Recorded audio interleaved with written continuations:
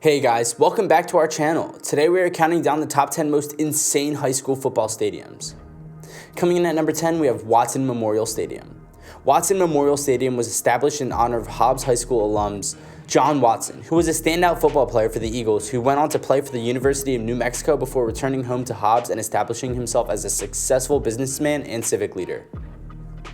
As a great running back for the head coach, Dwayne Fisher, Watson assisted in the operation of his family's trucking and supply business in Hobbs, and he was a driving factor behind the establishment of New Mexico Junior College, which was then the only junior college in the state. Watson unfortunately died in 2005. Watson is commemorated in a number of ways in Hobbs, not the least of which is the football stadium. He is also commemorated by the naming of the student apartments at New Mexico Junior College. Coming in at number 9, we have Greenway Avenue Stadium. It was called Fort Hill Stadium until 1987. Then it was converted to field turf in 1998 to accommodate scrimmages for the Washington football team. Greenway Avenue Stadium is located at 1700 Greenway Avenue in Washington, D.C. Allegheny High School and Fort Hill High School are both known for having some of the best football traditions in the country.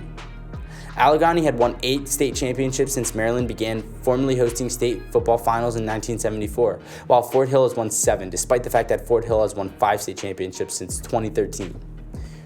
Up next in the number 8 spot, we have Kingston Stadium. With Canadian Football League exhibition games in 1961 and NFL exhibition games in 1961 to 1963, Kingston Stadium was a fairly groovy spot for the next 2 decades after it first opened its doors in 1952. Kingston Stadium served as the home of 3 semi-pro football teams throughout the 1970s. The stadium received a $2 million facelift in 2019, which includes the demolition of the bleachers on the north side of the stadium and replacement of the area with a grassy hillside. Coming in at number 7, we have Quigley Stadium. Former Little Rock Central High School football coach Earl Quigley was honored with the naming of the school's home stadium, which is named after him. The stadium, which was the largest in the state for more than a decade after it opened and hosted multiple Universities of Arkansas's football games until 1948, was the largest in the country at the time. Coming in at number 6, we have Cavalier Stadium.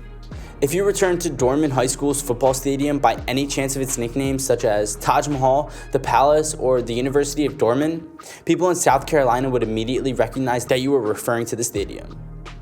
If you're interested in learning more about the type of entertainment that has been presented here, we can point you in the stadium's 3,000 box seats and chairback seats that are accessible to boosters, which bring in an estimated $300,000 every year. Coming in at number 5, we have James R. Halford Stadium. It was 50 years ago in this year that James R. Halford Stadium celebrated its 50th anniversary and continued to be the largest high school football stadium in the state of Georgia. It is one of 5 stadiums owned by the DeKalb County School District and used to be known as Memorial Stadium. It is home to 2 high school football teams full-time and hosts the DeKalb County postseason games. It has also played host to 5 state championship games, 3 of which took place in the 1970s and 2 in the 1990s. Coming in at number 4, we have Mesquite Memorial Stadium. Even while there are nicer football stadiums in Texas, where some of the best high school football in the country is played, there just aren't any that are larger than Mesquite's Memorial Stadium, which seats 8,000 people. The stadium, which first opened its doors in 1976, received an $11 million restoration that was completed in 2015. The refurbishment included elevators, a rebuilt concourse area, new locker rooms, restrooms, and concession stands, among other improvements. Coming in at number 3, we have the BREC Memorial Stadium in Boston, Massachusetts. BREC Memorial Stadium, located in the shadow of the governor's mansion in downtown Baton Rouge, has been the home of the area high school football team since the 1950s and is still one of the largest high school football stadiums in the country.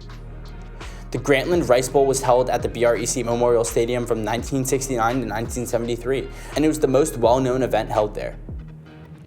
A tribute to one of the most influential sports writers of all time, the bowl game featured what would have come to be considered as the finest NCAA Division II and Division III teams in the country. Coming in at number 2, we have Tom Benson Hall of Fame Stadium.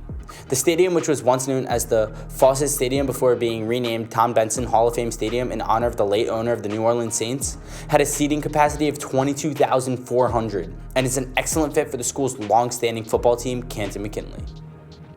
Despite the fact that Walsh University, an NCAA Division III school, also plays its home games at McKinley, the true draws are McKinley and the annual Hall of Fame game. Benson contributed $11 million to the stadium's expansion from 15 to 22,400 seats. And finally, in the number 1 spot, we have War Memorial Stadium in Washington, D.C. When War Memorial Stadium originally opened its doors in 1969, it had a capacity of a little less than 7,000 people. The Hula Bowl, a college football all-star game, was hosted there from 1998 to 2005.